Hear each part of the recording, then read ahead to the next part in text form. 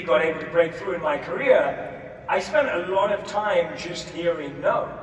I remember the first time I had this idea for creating content around wellness, and it was in, I think it was in 2014, when I first had the idea for what I do today.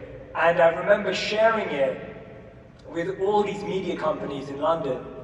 And every single media company said to me that it wasn't a good idea and there was no interest for it, and there was no demand, and no one would ever care.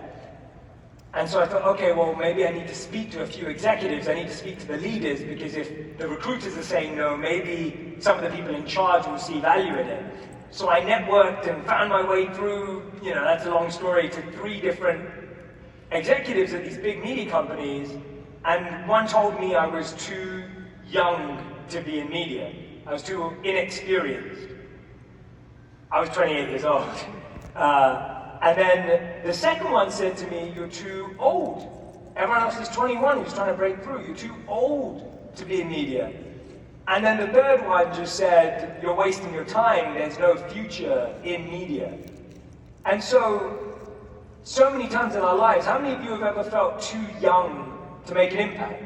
Right? You're kind of not taken seriously because you're the young one on the team.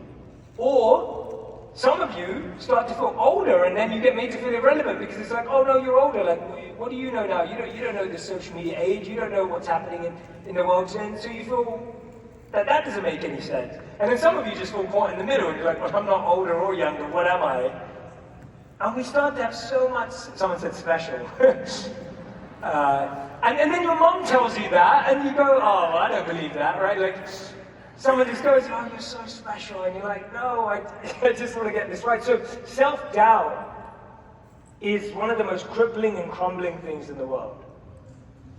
And we feel it because of so much failure, so much rejection, so many no's, so much lack of belief around what we do. I want to do a quick exercise with you. I'm going to ask you all to stand up.